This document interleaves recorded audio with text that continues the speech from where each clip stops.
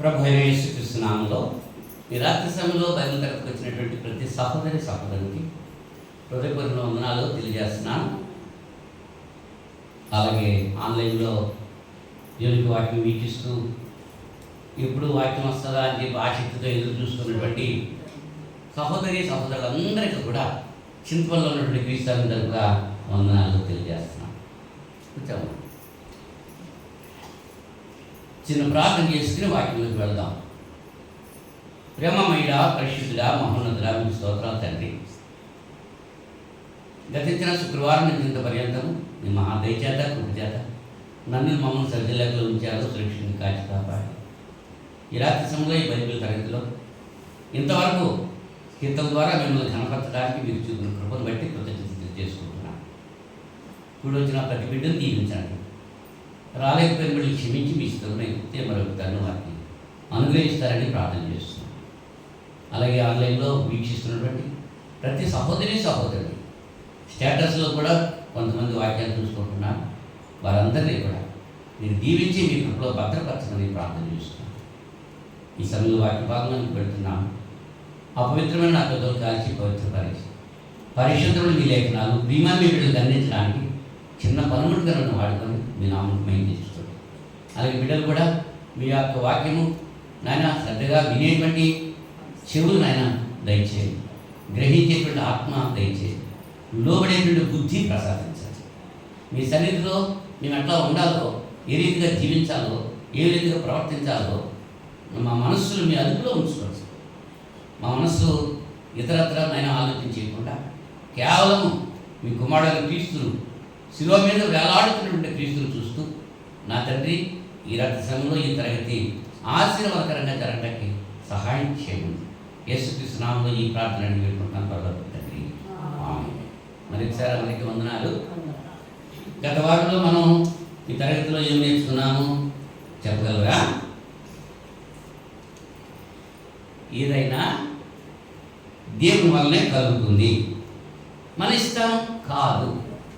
ఏది జరిగినా దేవుని యొక్క చిత్త ప్రకారమే జరుగుతాయి అనేటువంటి తెలుసుకున్నాం. ఈ దినాన్ని మరి యొక్క పక్షభాగంలోకి మనం ప్రవేశిస్తున్నాము. రోమపత్రిక 12వ అధ్యాయము, రోమపత్రిక 12వ అధ్యాయం 2వ వచనం చదువుకుందాం. రోమపత్రిక 12వ అధ్యాయం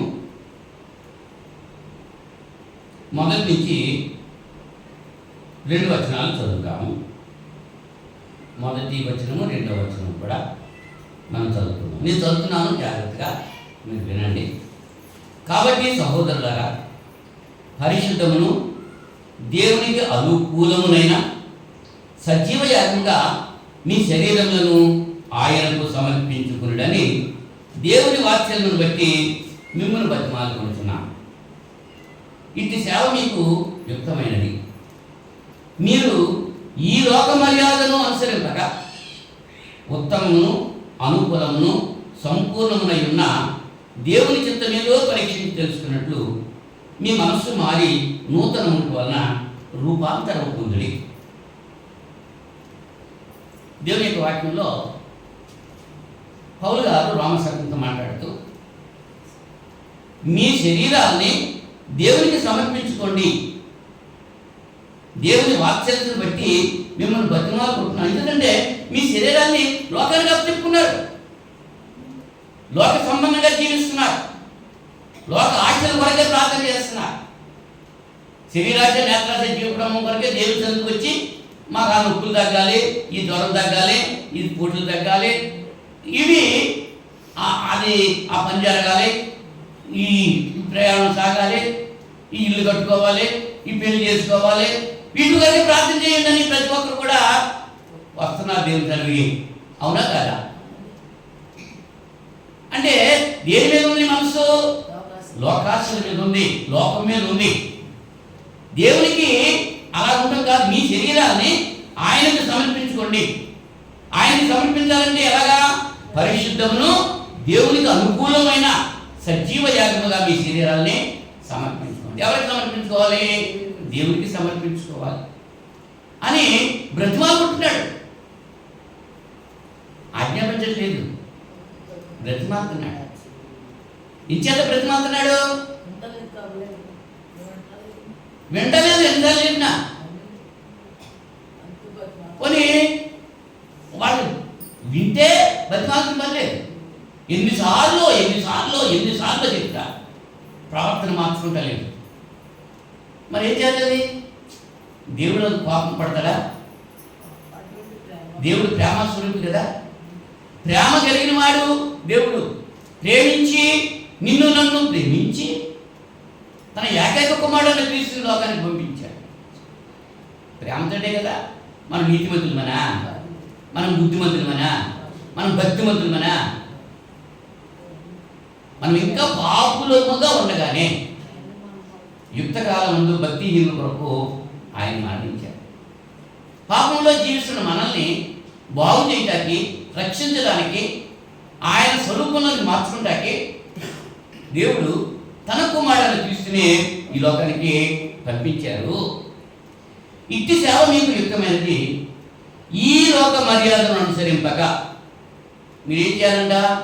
నిజముగా క్రీస్తుతో కూడా లేకపోయిన వారైతే, నిజముగా నేను క్రైస్తవురాలనే అని అనుకుంటే ఈ లోక మర్యాదను అనుసరించకూడదు. ఈ లోక మర్యాద అంటే అర్థం ఏంటి? ఈ లోకంలో ఏదైతే మర్యాద అనుకుంటున్నామో అది మనం అనుసరించకూడదు. అట్టిస్తే అట్టున్నర పెట్టాలి లోక మర్యాద, అంతేనా? ఒక విందుకు పిలిచామనుకో, వాళ్ళ బంధువులు వస్తారు, ఈయనతో కొంత ఆభరణం పెడతారు. మళ్ళీ వాళ్ళు పిలిచినప్పుడు ఏం చేస్తాం? దానికి కొంత తీసి పెడతాం. ఇది లోక మర్యాద. అలాగే ఇస్తారనే పిలుస్తాము, మనం కూడా ఇస్తారనే పిలుస్తారు. మనకు తోటి వారినే పిలుస్తారు, లేకపోతే మనకంటే ఎక్కువగా పిలుస్తారు. మనకంటే తక్కువ వాళ్ళు మాత్రం పిలవరు. ఇది లోక మర్యాద. యేసుప్రభు ఏమన్నాడంటే, మీరు విందు చేసేటప్పుడు మరి మరలా మీకు ప్రతిఫలం ఇచ్చేటువంటి వారిని పిలవద్దు. సంత విధుల్లోనూ డొంకల్లోనూ మరలా తిరిగి మీకు ఇవ్వలేకుండా ఎవరైతే ఉంటారో వాళ్ళని పిలిపించి చేయున్నారు. అది దేవుని మర్యాద. లోక మర్యాద ఏది? మన స్తోమతకి తగిన వాళ్ళే మనకు, మన స్టేటస్కి సరిపడా ఉండే మనం పిలవాలి. అది మన మర్యాద, లోక మర్యాద. దేవుని మర్యాద అది కాదు. అంటే ఏమంటున్నాడంటే, ఈ లోక మర్యాదను అనుసరింపక. ఈ లోకంలో మర్యాద పుట్టినప్పుడు, పుట్టక ముందే, బిడ్డ గర్భంలో ఉన్నప్పటి నుంచే ఈ లోక మర్యాద ప్రారంభమవుతుంది. అన్ని భోజనాలే, అవునా? అన్ని రకరకాల విందులు, వినోదాలు, అన్నీ ప్రతి విషయంలో కూడా, చివరికి చనిపోయిన తర్వాత కూడా ఈ లోక మర్యాదే. కానీ దేవుని మర్యాదను అనుసరించట్లేదు. దేవుడు ఇచ్చిన బిడ్డలు దేవుడు కూడా పెంచట్లేదు. దెయ్యాలకు పెంచేస్తున్నారంతే. గుడ్లు ఎత్తేసి, తాళ్ళు కట్టేసి. ఎవరంటే క్రైస్తవులే, క్రైస్తవుడు చెప్పుకుంటున్నాడు. క్రైస్తవులు కాదు, అబ్రాహం సంతానం మాత్రాన అబ్రాహం పిల్లలు కాదు. క్రైస్తవులు అని పేరు పెట్టుకున్నంత మాత్రాన క్రైస్తవుడు కాదు. క్రీస్తుకు లోబడి జీవించినప్పుడే క్రైస్తవుడు అవుతాడు. క్రీస్తు మాటకు విజయం చూపినప్పుడే క్రైస్తవుడు అవుతాడు. క్రీస్తు మాటకు లోబడి జీవిస్తూ మరి ప్రవర్తిస్తే నిత్య జీవం పొందుతాడు. ఆయన అన్నాడు, ఈ నా మాటలు విని వాటి చొప్పున చేయి ప్రతివాడు అన్నాడు. వినటం చెప్పడం కాదు, వాటి చొప్పున ప్రవర్తించాలి. వాడే క్రైస్తవుడు అనేటువంటి విషయం. అంచేత ఈ లోక మర్యాదలు అనుసరింపక ఉత్తమమును, అనుకూలమును, సంపూర్ణమును అయ్యున్న దేవుని చిత్తమేదో పరీక్షించి తెలుసుకున్నట్లు మీ మనసు మారి నూతనముటి వలన రూపాంతరం పొందుడి అన్నాడు. ఏం మారాలి? వేషం కాదు మారటం, మనసు మారాలి. ఎవరు వేషాలు మార్చేస్తున్నారు, బట్టలు తీసేసి తెల్ల బట్టలు వేసుకుంటున్నారు. లేకపోతే నాకు పై వేషం అన్నమాట. దేవుడు పై వేషం చూడటం, నరుడి యొక్క అంతరంగం చూస్తూ వస్తున్నాడు. పై రూపంతో మోసం చేస్తున్నాడు.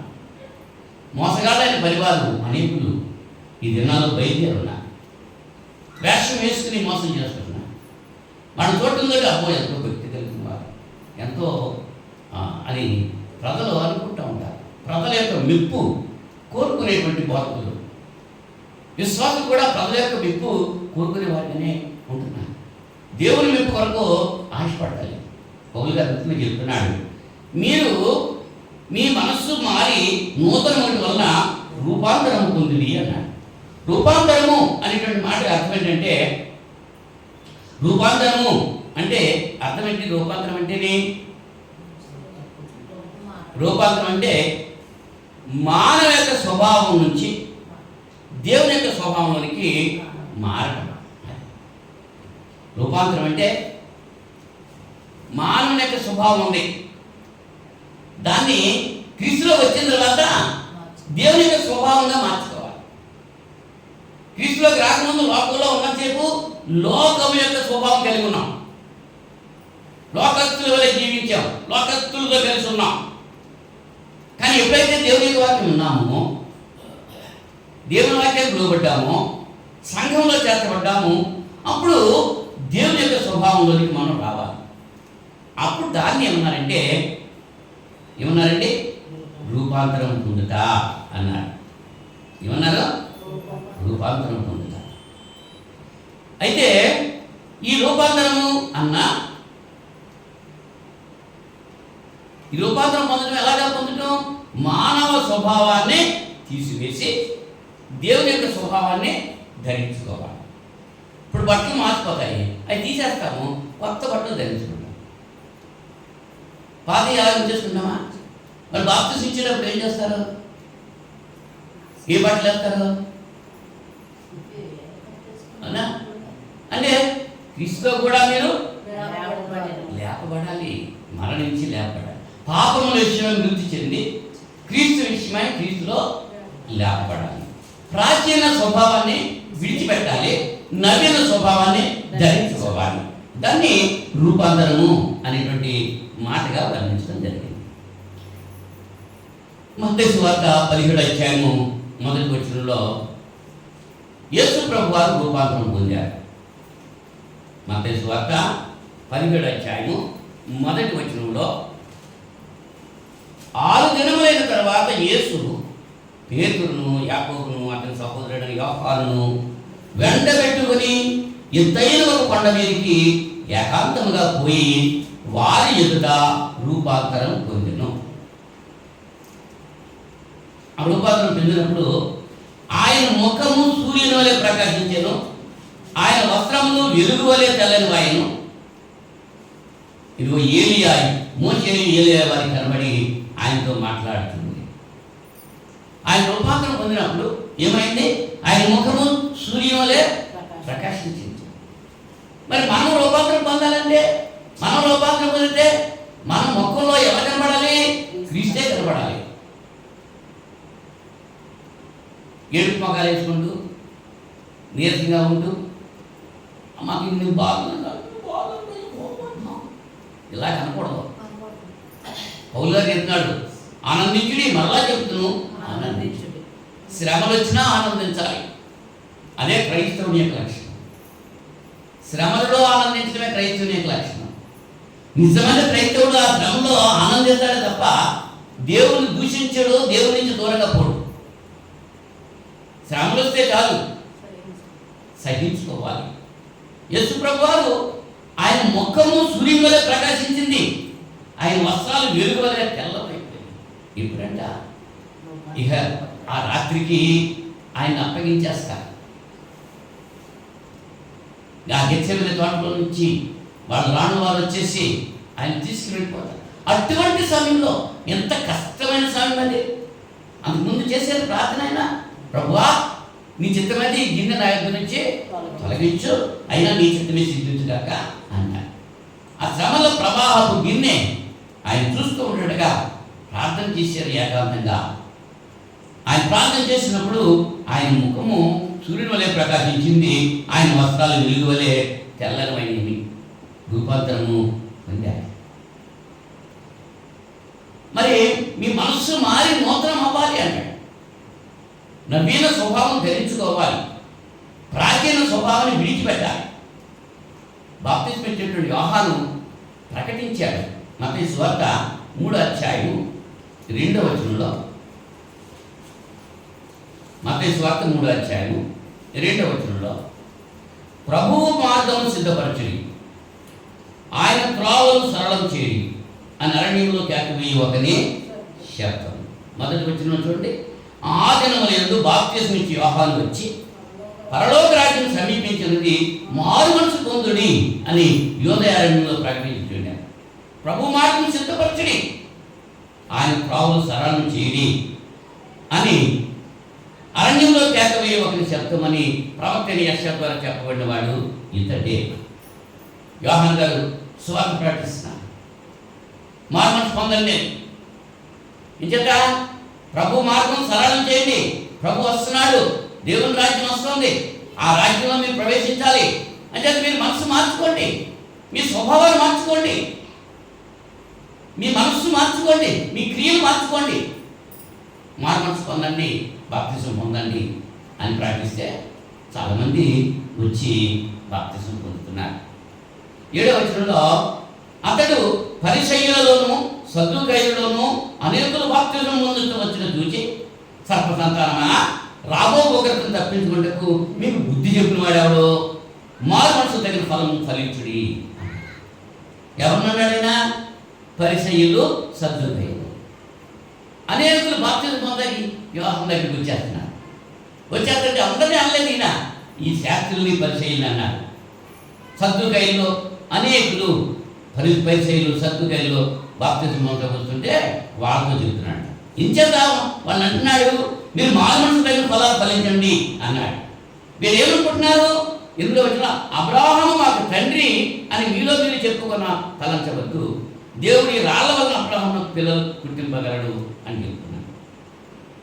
మేము అబ్రాహాము సంతానం, మాకు బాప్తిజం ఎందుకు?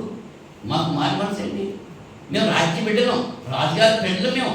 అబ్రాహాము మా తండ్రి అని చెప్తే మాకు ఇంకా ఈ లోకంలో బాప్తిజాలు ఎందుకు?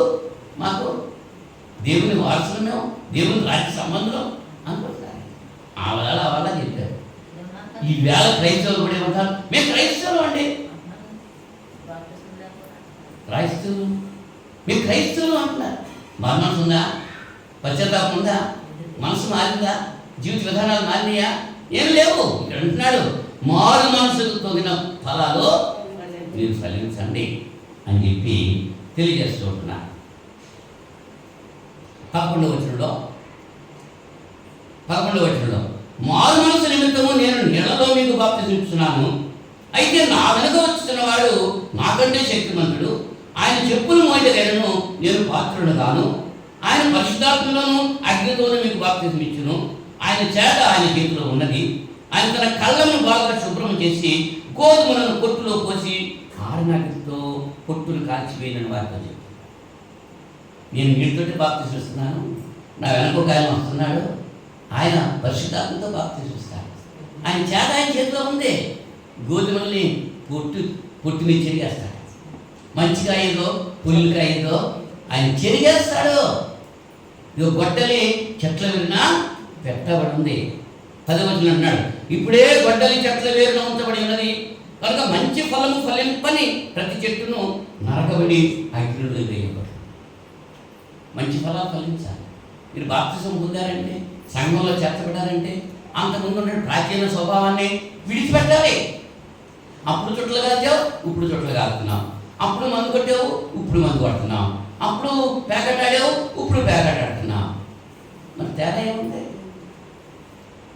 మనసు మారిందా? అప్పుడు బుద్ధులు తిట్టావు, ఇప్పుడు బుద్ధులు తిడుతున్నావు. ఎక్కడున్నావే దొంగలంటే నువ్వు ఎక్కడేసావు, నేను అక్కడే ఉన్నానంటే దానికి కారణం లేదు కాబట్టి.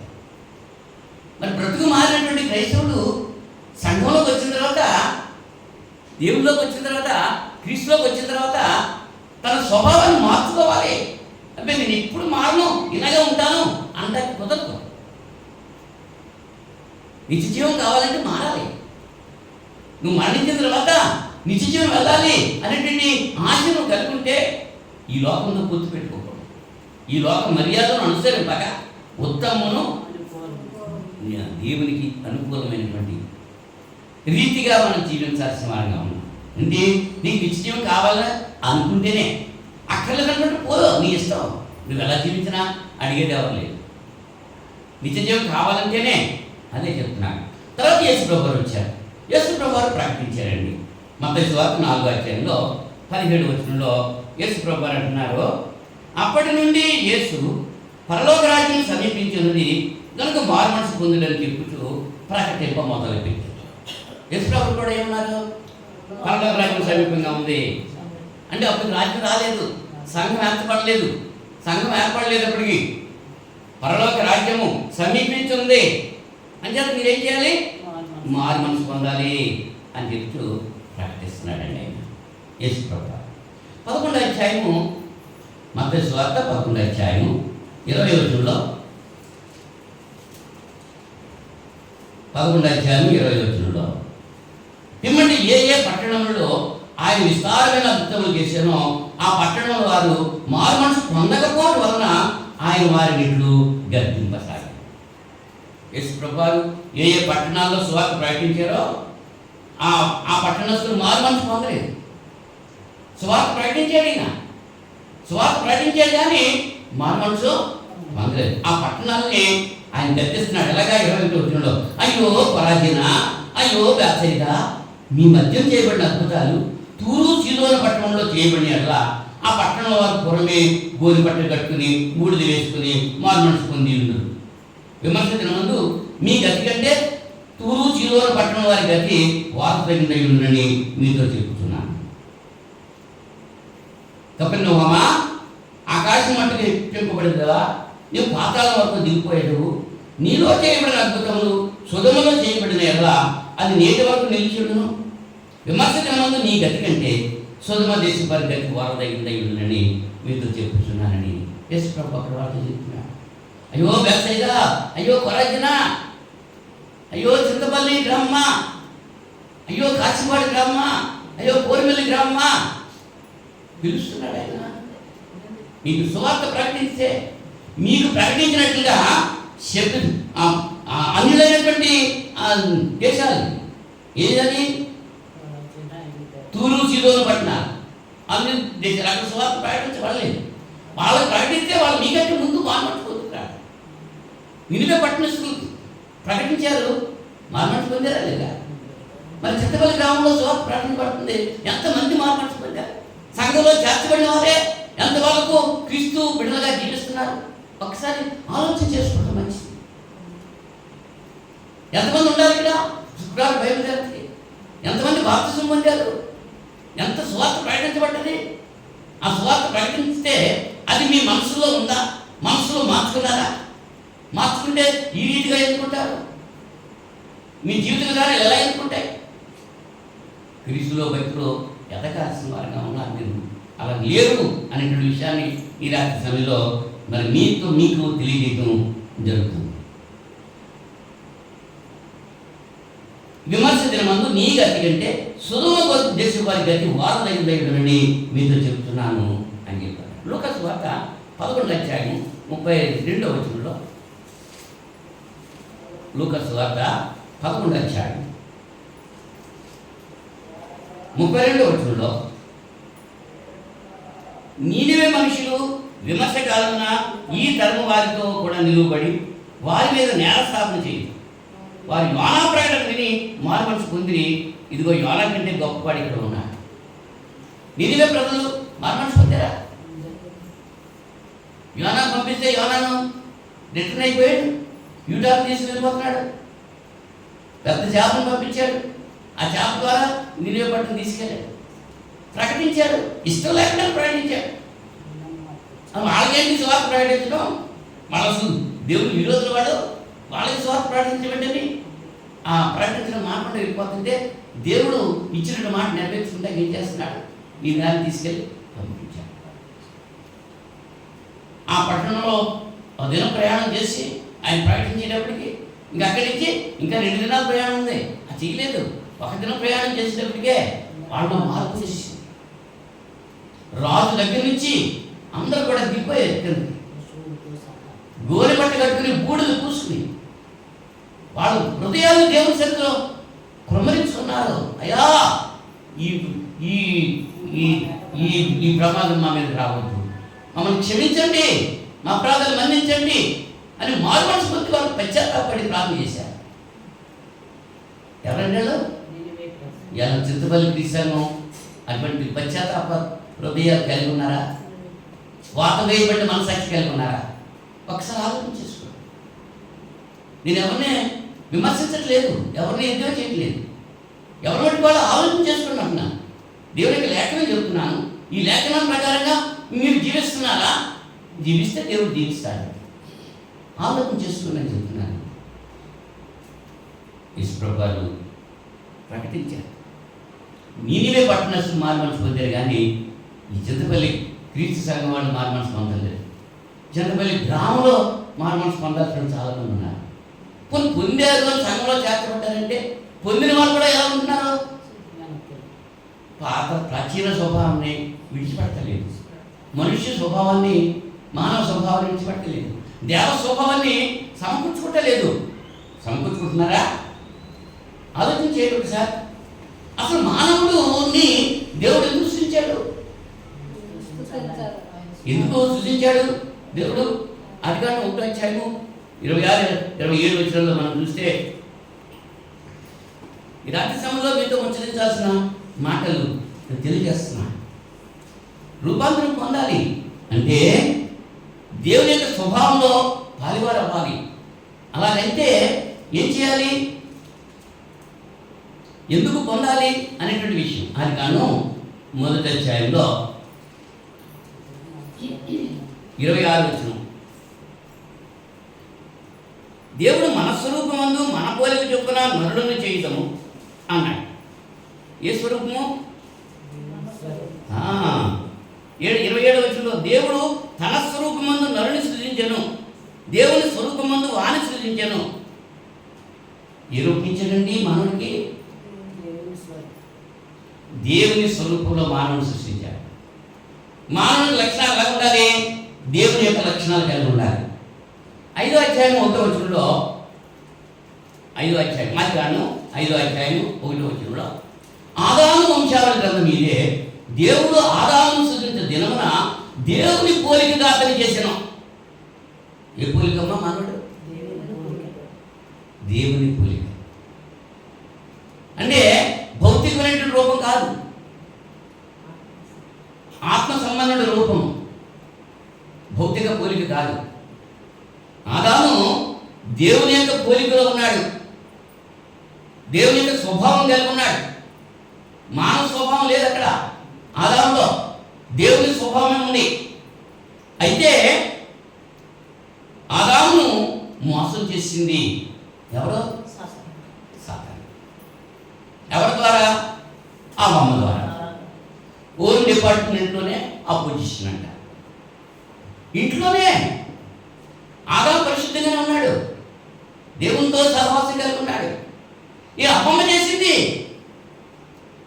ఆమె తనంతరగా చేయలేదు, సాతాను శోధించడం వల్ల చేసింది. ఎవరిని శోధించింది సాతాను? మగన్నా ఆడన్నా? అంచేత ఆడవాళ్ళతో మీరు సంఘంలో మౌనంగా ఉన్నాడు అంటున్నాడు పౌలు గారు. అంచేత మోసపోయే స్వభావం ఆడల్లో ఉంది. పురుషుల్లో మోసపోరు కాదండి. కారణం ఏంటి?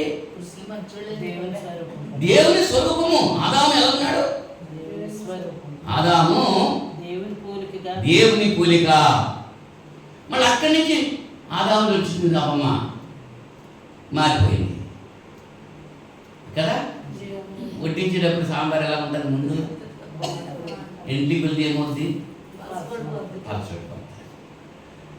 ఆదాము గట్టిగానే ఉన్నాడు, కానీ అమ్మమ్మ మాత్రం ఏమైపోయింది? సాతానికి లొంగిపోయింది.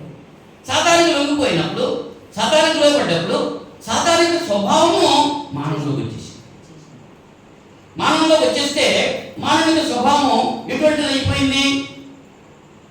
అయిపోయింది? ఇర్మియా గ్రంథం 13వ అధ్యాయము 23వ వచనం. ఇర్మియా గ్రంథం 13వ అధ్యాయము 23వ వచనం. 23. కూషు దేశస్థుడు చిరుతపులి తన మచ్చలను మార్చుకొనగలిగిన ఎడల కీడు చేయటకు అలవాటు పడిన మీరును మేలు చేయవలపడను. కుష్ దేశస్తులు అంటే ఆఫ్రికా వాళ్ళు అనమాట, నల్లగా ఉంటారు. భూమధ్య రేఖ ప్రాంతంలో వాళ్ళు ఉష్ణం ఎక్కువగా ఉంటుంది, వాళ్ళంతా నీకురసలు నల్లగా ఉంటారు. వాళ్ళు చర్మాన్ని మార్చుకోగలరా? ఏమ్మా, ఏ బ్యూటీ పార్లర్కి వెళ్తున్నా వాళ్ళ చర్మం మారుతుందా? మారదు. చిరుతపులి తన మచ్చలు మార్చుకోగలరా? ఒక మారితే అదే చెప్తున్నాడు అక్కడ. చిరుతపులి తన మనసును మచ్చలను మార్చుకోగలరా? ఒకడు మార్చుకోగలిగితే కీడు చేయటకు అలవాటు పడిన మీరు మేలు చేయడానికి వర్ధలు. మార్చుకోలేదు కాబట్టి మీరు కూడా ఏం చేస్తున్నారు?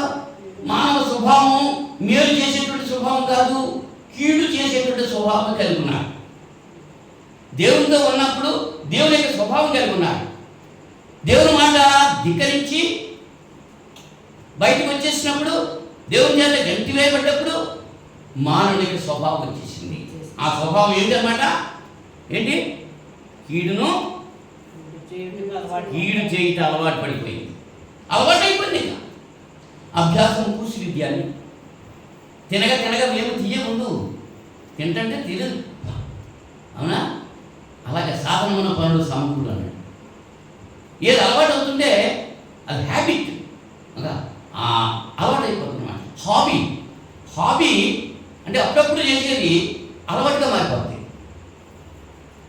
ఇలాగా కీడు చేయటం అన్నది అలవాటు అయిపోయింది. 2వ అధ్యాయము 22వ వచనం, ఇర్మియా గ్రంథమే మరికొన్ని వచనాలు చూద్దాం.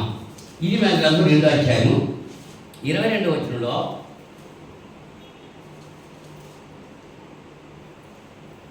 నీవు క్షారంతో కడుక్కున్నాను, విస్తారమైన సబ్బు రాసుకున్నాను, నీ దోషము మరక వలె నాకు కనబడుతున్నది.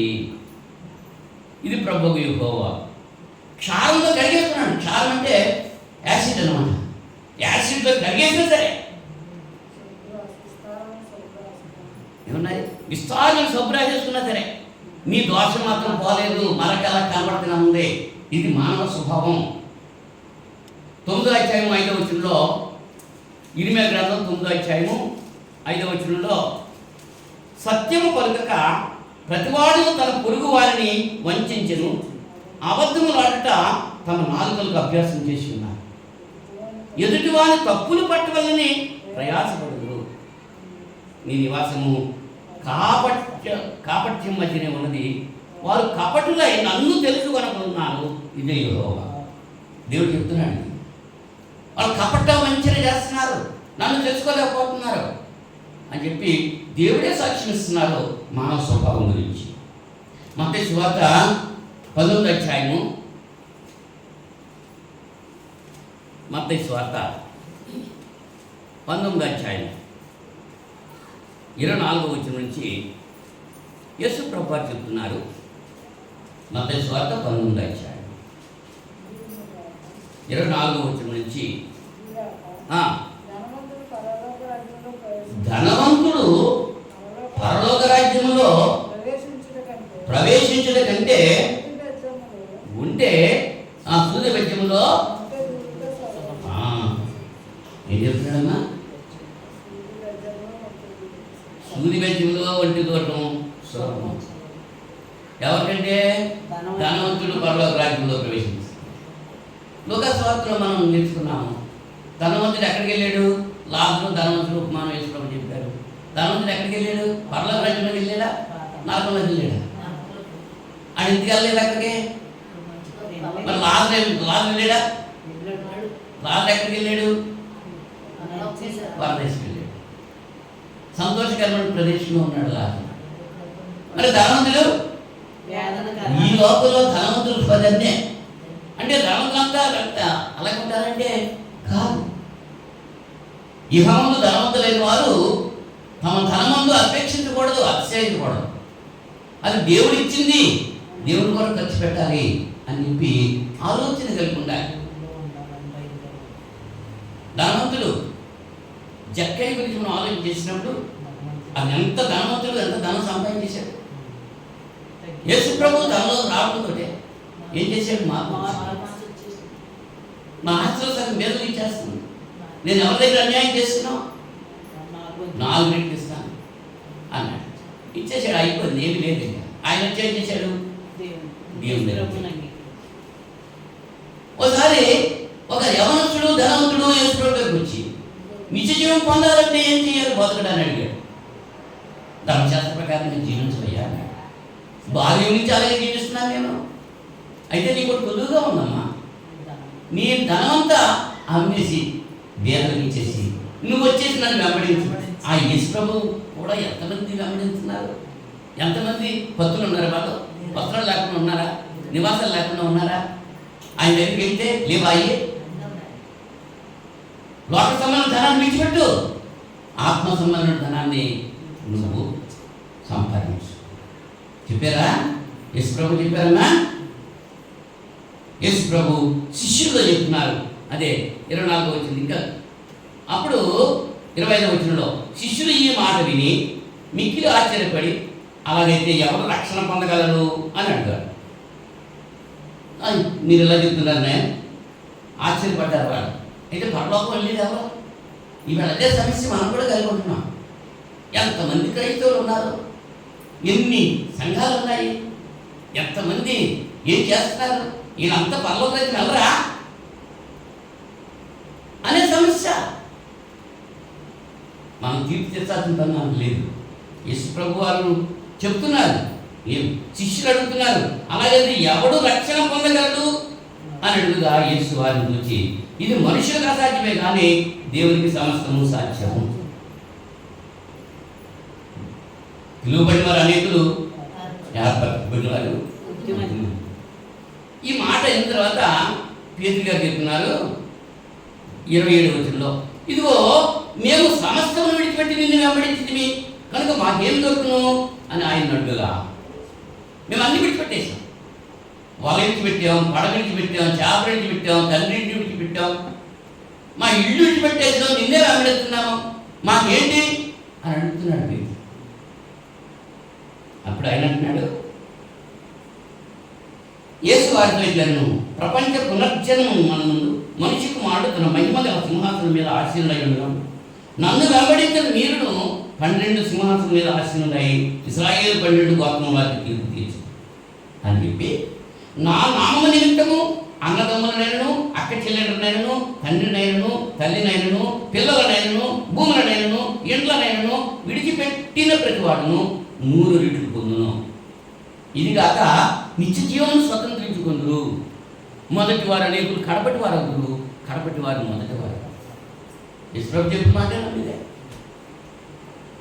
ఏం చెప్పి నా నిమిత్తము అన్నాడు, నా నామము నిమిత్తము అన్నదమ్ములైనా, అక్క చెల్లెలనైనా, తండ్రినైనా, బిడ్డలనైనా విడిచిపెట్టేస్తే ఏమవుతారు? వాడు 100 రెట్లు పొందారు. ప్రాటికి రమ్మంటే చంటి నిద్ర వస్తున్నాడండి, ఎవరా విడిచిపెట్టావా? ఆ అమ్మాయి చూసుకోలే, నీకెంత బాగా అంటే దేవుడు ఎక్కువ, వాడు ఎక్కువ.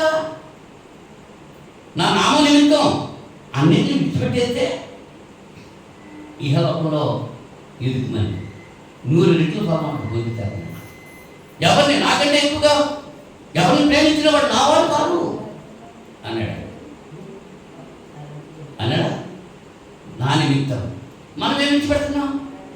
ఆదివారం పనులు విడిచిపెడుతున్నామా?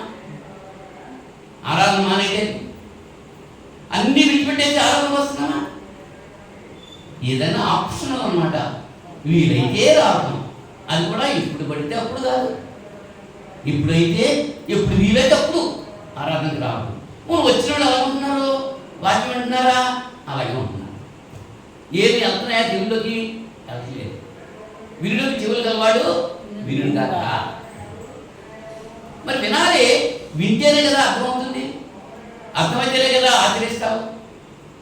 ఈయన మాటలు విని వాటి చెప్పులు చేయాలి, వాడే బుద్ధిమంతుడు. యేసు ప్రభు వారి శిష్యులతో చెప్పిన మాటలు మనం విన్నాం. ఇర్మీయా గ్రంథం 5వ అధ్యాయము అంటే మానవుని యొక్క స్వభావం ఎలా ఉంటుంది, దేవుని విడిచిపెట్టి విడిచిపెట్టినటువంటి మానవ స్వభావం ఎట్లా ఉంటుంది అనేటువంటి విషయాన్ని పరిశుద్ధాత్మ ద్వారా మనం ఆలోచన చేస్తున్నాం. పరిశుద్ధాత్మను తెలియజేసినమాట 5వ అధ్యాయం ఇర్మీయా గ్రంథం 5వ అధ్యాయం 3వ వచనంలో, యెహోవా యథార్థత మీదనే కదా నీవు దృష్టి ఉంచున్నావు, నీవు వారిని కొట్టితివి కానీ వారికి దుఃఖం కలగలేదు, వారిని క్షీణింపజేసి ఉన్నావు కానీ వారు శిక్షకు లోబడిన వాళ్ళకున్నారు. రాతి కంటే తమ ముఖములను కఠినముగా చేసుకున్నారు, మల్లుటకు సమ్మతింపరు. తిరిగి రాబోయే సమ్మతించట్లేదు. మల్లుట అంటే ఏంటి? ఇప్పుడు పశువుల్ని మార్చేస్తున్నారు, అలాగా చేరు కోసేసిన తర్వాత అలాగే ఇంకా కొయ్యాల్సిన చేరు ఉన్నాయి, ఆ చేరు కోసం వచ్చేస్తున్నాయి పశువులు. అవి ఏం చేస్తారు? వాటిని మళ్ళించాలి. మల్లుడికి ఇష్టపడలేదట. మానవుని స్వభావం అలా ఉంది. దేవుని విడిచిపెట్టినటువంటి మానవుని యొక్క స్వభావము దేవుని దగ్గర రావడానికి ఇష్టపడతలేదు. ఉందా? దేవుని మాట లోబడుతున్నావా? నువ్వు దేవుని యొక్క భయం కలిగి ఉంటే నీ భర్తకు లోబడి ఉంటావు. నువ్వు దేవుని యొక్క భయం కలిగి ఉంటే నీ భార్యను ప్రేమిస్తావు. నువ్వు దేవుని యొక్క భయభక్తి కలిగి ఉంటే నీ బిడ్డలను ప్రభు యొక్క శిక్షలో బోధనలో పెంచుతావు. నువ్వు దేవుని యొక్క భయభక్తి కలిగి ఉంటే నీ తల్లిని తండ్రిని సన్మానిస్తావు. నువ్వు దేవుని యొక్క భయభక్తి కలిగి ఉంటే నీ సహోదరులతో ఐక్యత కలిగి వర్తిల్లుతావు. ఆ దేవుని యొక్క భయము భక్తి లేని వలనే ఇవన్నీ పడుతున్నాయి. అవునా? నిజంగా దేవుడు అంటే భయం కలిగిన భర్త ఏం చేస్తాడు తెలుసా? ఈమె నాకు దేవుడు ఇచ్చిన భార్య అని చూసుకుంటాడు. దేవుని ఎందుకు భయభక్తులు కలిగిన స్త్రీ ఏమనుకుంటుంది తన భర్త గురించి? ఇతను దేవుడు నాకు ఇచ్చిన భర్త అని చెప్పి అనుకుంటుంది. అలా చూసుకున్నప్పుడు వాళ్ళ మధ్య ఎలా ఉంటుంది? ఈ లేకపోవడం గల కారణం ఏంటంటే దేవుని ఎందుకు భయము లేదు, భక్తి లేదు. మానవ స్వభావం గురించి అక్కడ తెలియజేసుకుంటున్నాడు. సామెతల గ్రంథం 27వ అధ్యాయం, సామెతల గ్రంథం 27వ అధ్యాయం 22వ వచనంలో, 27వ అధ్యాయం 22వ వచనంలో, మూఢిని రోటిలోని గోధుమలలో వేసి రోకట దంచినను వాని మూఢత వాని వదలిపోదు. ఎంత చెప్పినా అంతే. గోధుమలు వేసి రోడ్లో ఈ తలక ఎత్తేసి దంచేస్తే సరే అది మూఢత పోదు. ఎంత చెప్పినా అంతే. ఎవరికి చెప్తున్నాడు?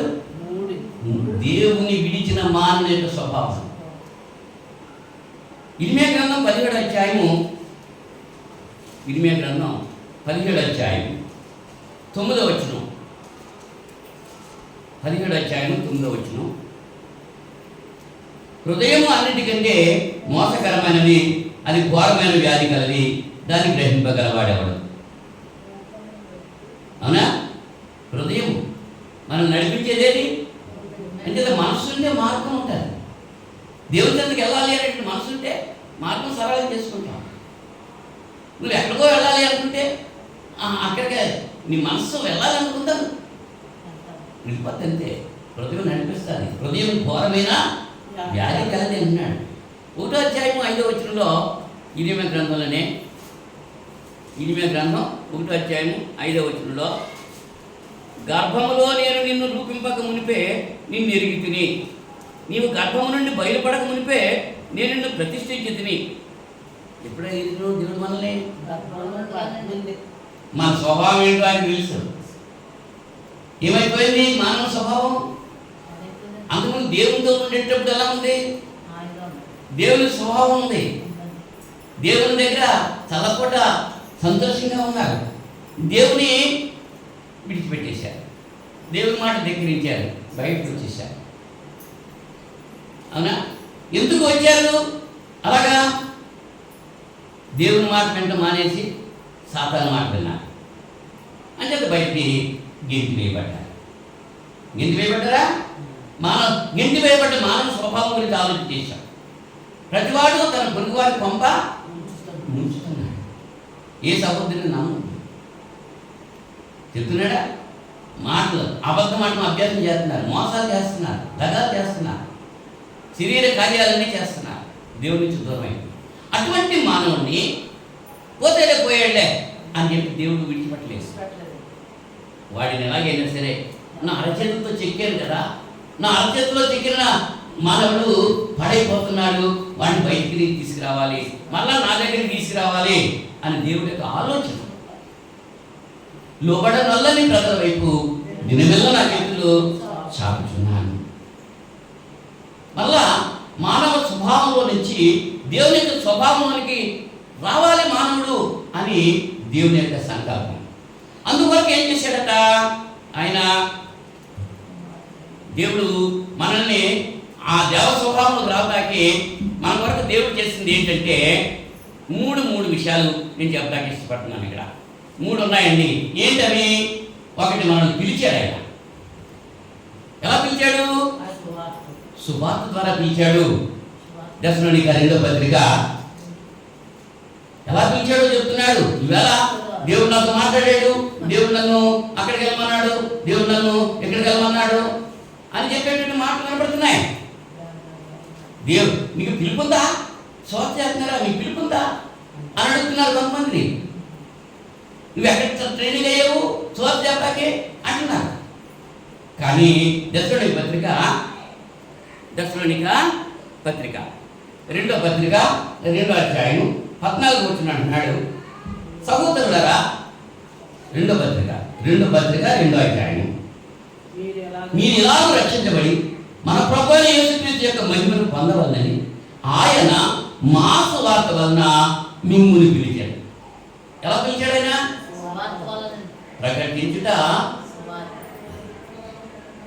ప్రకటించదా సువార్తను. మా సువార్త వలన దేవుడు మిమ్మల్ని పిలిచాడైనా, సువార్త ద్వారా పిలిచాడండి. సువార్త ఇచ్చాడా? ఎక్కడ సువార్త కనబడుతుందో? సువార్త అంటే ఏంటి? దేవుని గురించి, పాపమును గురించి, నీతిని గురించి, తీర్పుని గురించి చెప్పడమే సువార్త. అంతేగాని అమ్మా నీ పిల్లలు పుడతలేదా, నీ కొడుకు పెళ్ళి అవ్వలేదా, నీ అబ్బాయికి ఉద్యోగం రాలేదా, నువ్వు ఇల్లు కట్టుకోలేదా, నువ్వు పొలం కొనుక్కోలేదా, నీ అప్పులు తీరలేదా, రండి మా దగ్గరికి, అది సువార్త కాదు. ఇలా ఆ సువార్తే కావాలని అంటున్నారు. మీరు దేవునికి క్రీస్తు కూడా లేకపోతే పడినవారైతే పైన వాటిని బతకండి. పైన ఎదగట్లేదు.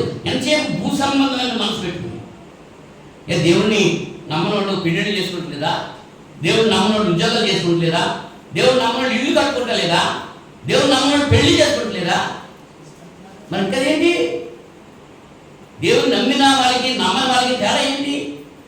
సువార్త ద్వారా దేవుడు మిమ్మల్ని పిలిచాడు. ఇంకా ఏమిచ్చాడు మనకి? యోహాను సువార్త, యోహాను మొదటి పత్రిక 3వ అధ్యాయము 14వ వచనంలో, సహోదరులారా, లోకము మిమ్మును ద్వేషించేలా ఆశ్చర్యపడకుడి, మనము సహోదరులను ప్రేమించుతున్నాము కనుక మరణంలో నుండి జీవంలోనికి దాటి ఉన్నామని ఎరుగుదుము. ప్రేమ లేని వాడు మరణమందు నిలిచున్నాడు. తన సహోదరుని ద్వేషించేవాడు నరహంతకుడు. ఏ నరహంతకు ఎందుకు నిత్యజీవం ఉన్నదని మీరు. ఆయన మన నిమిత్తము తన ప్రాణం పెట్టింది కనుక దీనివల్ల ప్రేమ ఎట్టిదని తెలుసుకుంటున్నాము. మనం కూడా సహోదరు నిమిత్తము మన ప్రాణములు పెట్టబద్దులమై ఉన్నాము. ఈ లోకపు జీవనోపాధి కలవాడై ఉండి తన సహోదరునికి మేలు లేవు కలుగుట చూసి అతని ఎంత మాత్రము కనికరణ చూపిన వాని యందు దేవుని ప్రేమ ఎలాగూ నిలుచును? దేవుడు మనకి ఏమి ఇచ్చాడండి? జీవం ఇచ్చాడు. జీవం అంటే అర్థం ఏంటి? దేవుని యొక్క స్వభావం. ఇటీవల శాస్త్రవేత్తలు పరిశోధిస్తుంటే ఒక చోట రక్తం కనబడుతుందంట. దాంట్లో జీన్స్ ఉన్నాయి. ఎవరి అంటది? క్రీస్తు యొక్క రక్తం. రక్తం చిందించాడు. క్రీస్తు రక్తం చిందించినందువల్లే పాపాల పక్షాన జరిగింది. జంతువుల యొక్క రక్తం, పక్షుల యొక్క రక్తం మన పాపాలను కడగలేదు. జీవం ఇచ్చాడు. రక్తమే ప్రాణము. జీవం అంటే రక్తం. మనుషుడికి అంచేత గొంతు బిసికినా తినొద్దన్నాడు.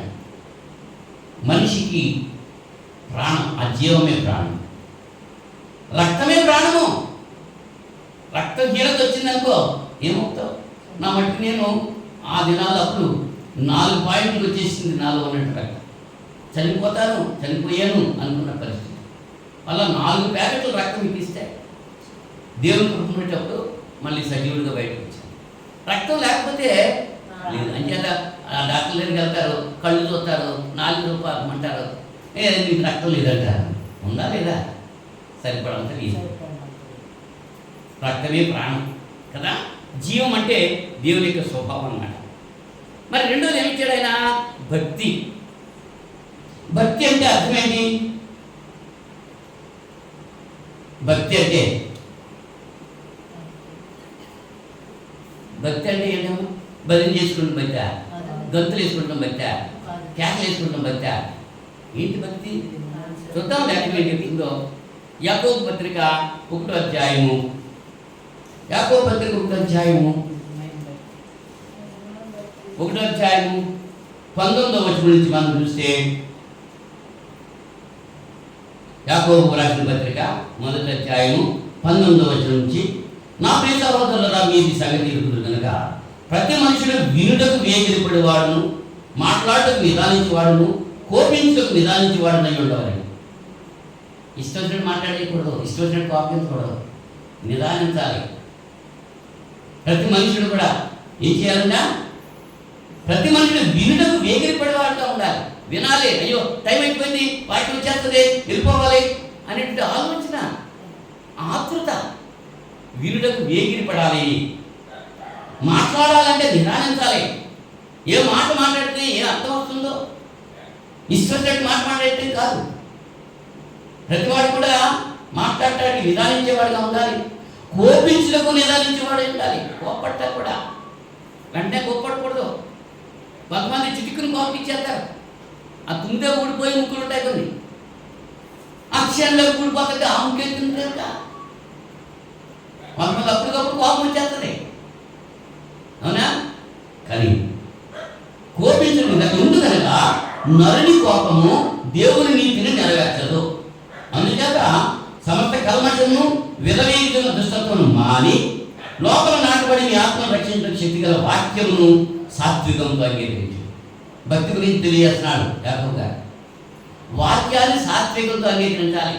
చెప్పబడిన వాక్యము నా గురించే చెప్పారు పాస్టర్ గారు అనుకోకూడదు. అలా అనుకునే వాళ్ళు చాలా మంది ఉన్నారు.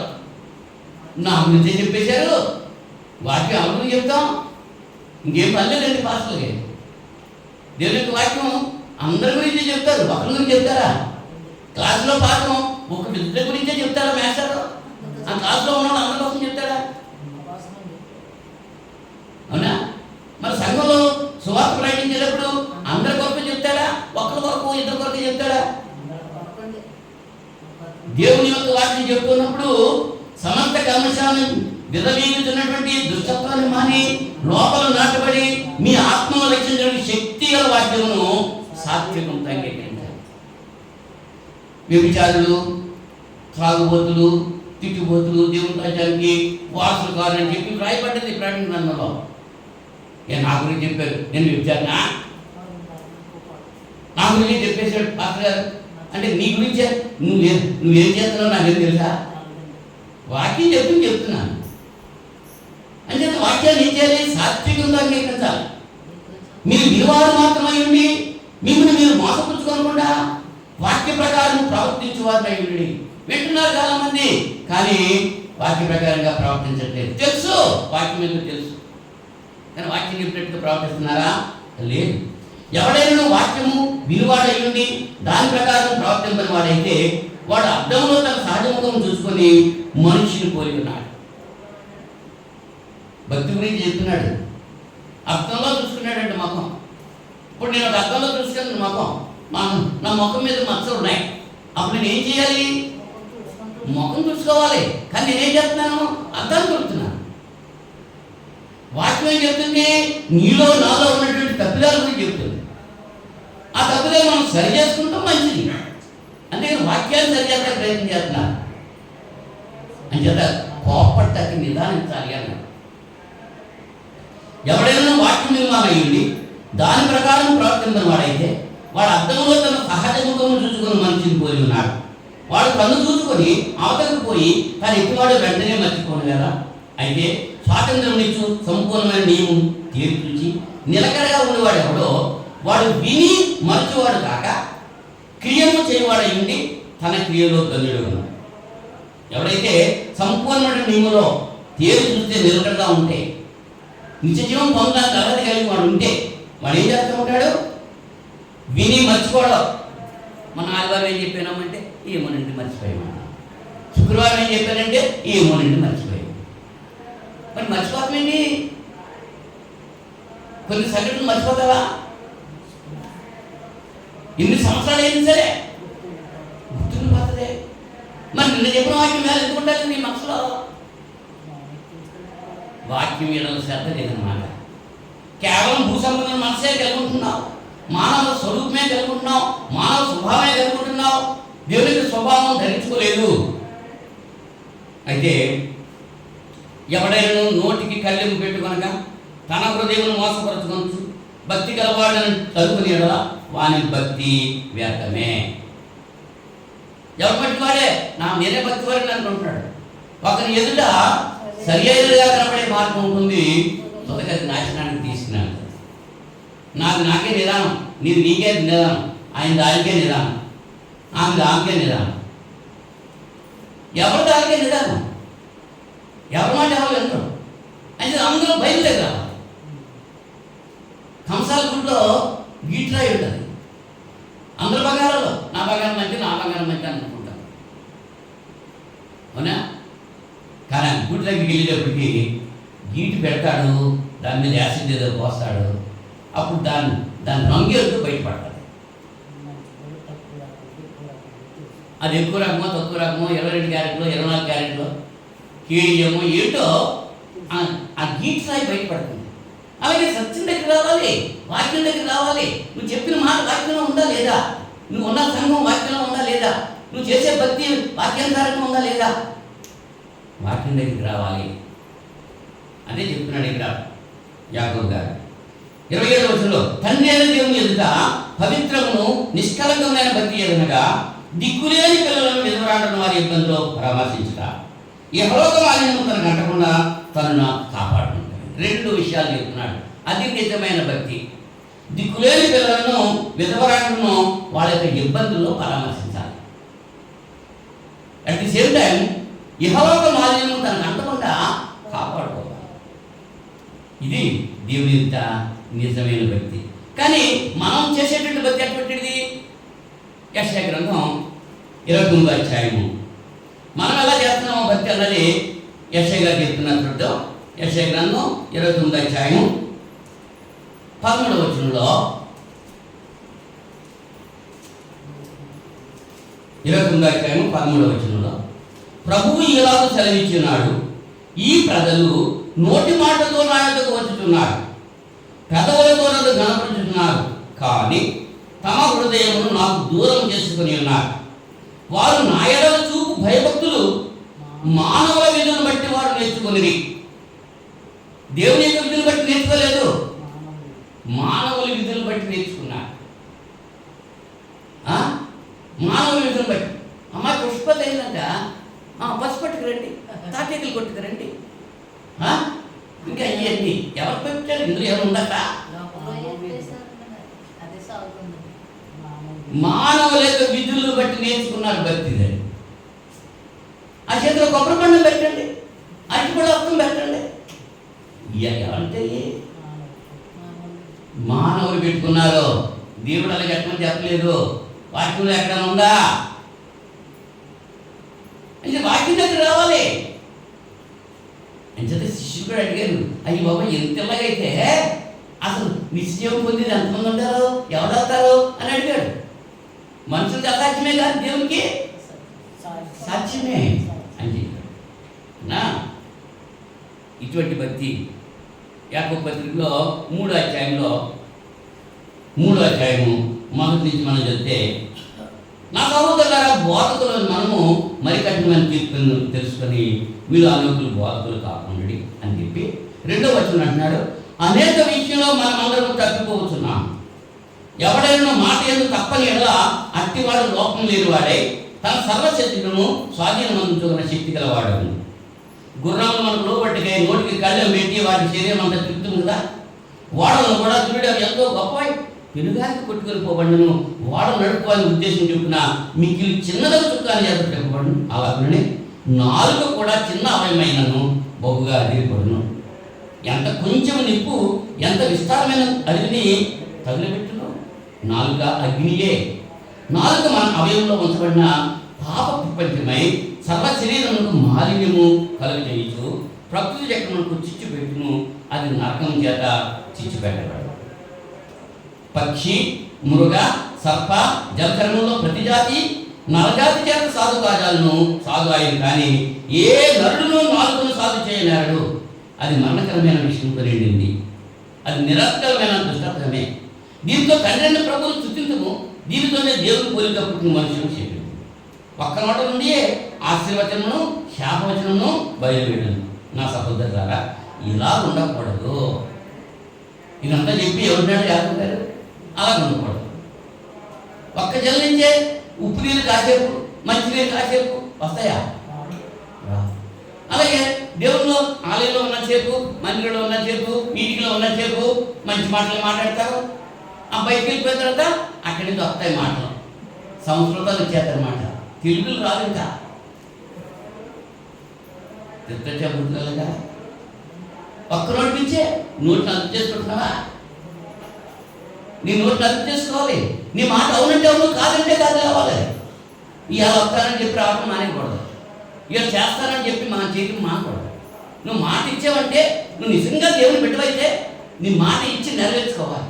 ఒకవేళ మాట ఇచ్చినప్పుడు నష్టం కలిగినా సరే ఆ మాట మాత్రం నెరవేర్చాలి. అది క్రైస్తవుని లక్షణం. అది దేవుని యొక్క లక్షణం. అది దేవుని బిడ్డ యొక్క లక్షణం. మాట్లాడేస్తారు, అబ్బాయి రేపు వస్తామండి, ఎల్లుండి వస్తామండి, ఎల్లుండి ఇస్తామండి, ఓ నెలలో ఇస్తామండి, ఓ సంవత్సరంలో ఇస్తామండి. ఎన్ని మాటలు మారిపోతున్నాయి. అది దేవుని యొక్క స్వభావం కాదు. క్రైస్తవుడు అయితే నువ్వు దేవ స్వభావం ధరించాలంటే ఈ మాట అవునంటే అవును, కాదంటే కాదు. మనం చేసే పని దేవుడు అంగీకరించినట్లుగా ఉండాలి. మనం చేసే పని మనుషులకు ఉపయోగకరంగా ఉండాలి. ఇటు దేవుడు అంగీకరించాలి, మనుషులకు ఉపకారం కలిగించాలి. లోకంలో చూపించే భక్తి, ఆ భక్తిని మనం భక్తి అనుకుంటా వీలు.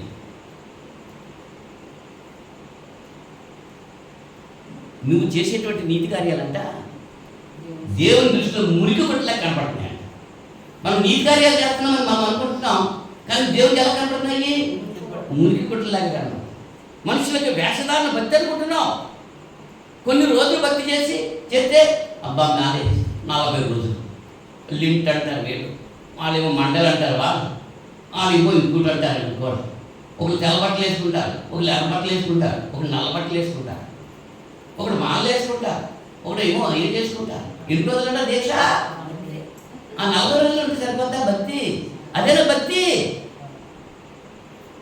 365 రోజులు ఉండాలి భక్తి అంటే. నిజమైన భక్తి అంటే అది. మానవులు అనుకునే భక్తి అంటే ఇది. ఏ భక్తి కావాలి? దేవుడు మనకి దేవుని యొక్క స్వభావం సంపాదించుకోవడానికి ఒకటి మనల్ని పిలిచాడు, రెండోది జీవం ఇచ్చాడు, దేవుని యొక్క స్వభావం ఇచ్చాడు, మూడోది అమూల్యమైనటువంటి వాగ్దానాలు ఇచ్చాడు మనకి దేవుడు. ఏంటో వాగ్దానాలు? అపొస్తలుల కార్యాలు 2వ అధ్యాయము 28వ వచనంలో 38వ వచనం. అపొస్తలుల కార్యాలు 2వ అధ్యాయం దేవుడు ఇచ్చినటువంటి వాగ్దానం. అపొస్తలుల కార్యాలు 2వ అధ్యాయము 38వ వచనంలో, ఈ వాగ్దానం మీకును మీ పిల్లలకును దూరస్తులందరికీ, అనగా ప్రభువైన మన దేవుడు తన యొద్దకు పిలిచిన వారందరికీ చెందును అని వాగ్దానం చెప్పారు. ఏంటండి వాగ్దానం? ఏ వాగ్దానం? 38వ వచనంలో, పేతురు మీరు మారు మనసు పొంది పాపక్షమాపణ నిమిత్తం ప్రతివాడు యేసుక్రీస్తు నామమున బాప్తిసం పొందండి, అప్పుడు మీరు పరిశుద్ధాత్మ అనే వరము పొందుతారు. ఈ వాగ్దానం అండి, దేవుడు ఇచ్చిన వాగ్దానం ఇది. పొందారంటే వాళ్ళు అపొస్తలులు పొందారు, మేడగదిలో పొందారు. 1వ అధ్యాయం 8వ వచనంలో వాగ్దానం చేశాడు అపొస్తలుల కార్యాల్లో. పరిశుద్ధాత్మ మీదకి వచ్చినప్పుడు మీరు శక్తి నందున కనుక మీరు యెరూషలేములోను యూదయ సమరయ దేశమంతటా భూదిగంతల వరకు నాకు సాక్షులు అయ్యుందని వారితో చెప్పాడు. ఆ చెప్పబడినటువంటి ఆ వాగ్దానము అక్కడ వాళ్ళకి నెరవేరిందా లేదా? వాళ్ళు ఇశ్రాయేలీయులు వాళ్ళు ఏం చేస్తున్నారు? 3వ వచనంలో, మరియు అగ్ని జ్వాలల వంటి 4 విభాగం పడినట్టుగా వారికి కనబడి వారిలో ఒక్కొక్కరి మీద రాలగా అందరూ పరిశుద్ధాత్మతో నిండిన వారై ఆ ఆత్మ వారికి వాక్శక్తి అనుగ్రహించి పొంది అన్ని భాషలతో మాట్లాడసాగిరి.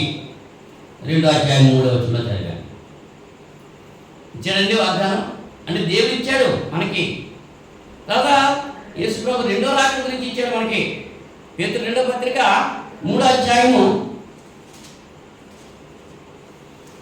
పేతురు 2వ పత్రిక 3వ అధ్యాయము 9వ వచనంలో, కొందరు ఆలస్యం వేయించుకున్నట్లు ప్రభు తన వాగ్దానం ఆలస్యం చేయబడి కాదు, కానీ ఎవడనూ నశించవలన నిత్యంగా అందరూ మార్పును పొందాలని కోరుతూ మీరు దీర్ఘశాంతి ముందరవాడై ఉన్నాడు. ఎప్పుడు వస్తుందండి ప్రభు దినం? యేసు ప్రభు ఎప్పుడు వస్తాడు? రేపు వచ్చేదా? ఎప్పుడు వస్తాడో మనకు తెలీదు. అంతటా మార్పు పొందాలి.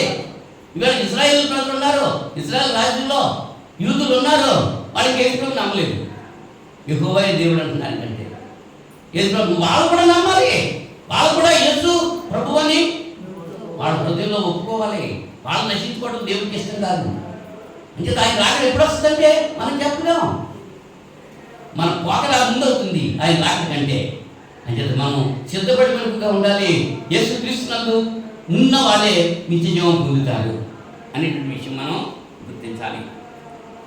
యోహాను మొదటి పత్రిక 1వ అధ్యాయము 2వ అధ్యాయం, యోహాను మొదటి పత్రిక 2వ అధ్యాయము 25వ వచనంలో, నిత్య జీవము అనుగ్రహించునని ఆయన తానే మనకు చేసిన వాగ్దానం.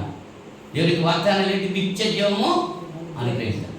10 దినములు శ్రమ కలుగుతుంది, ఓర్చుకో, సహించుకో, నీకు జీవకిరీటం ఇస్తాడని వాగ్దానం చేశాడు. ఆ జీవకిరీటం ముందు ఏమున్నాయి? శ్రమలు ఉన్నాయి.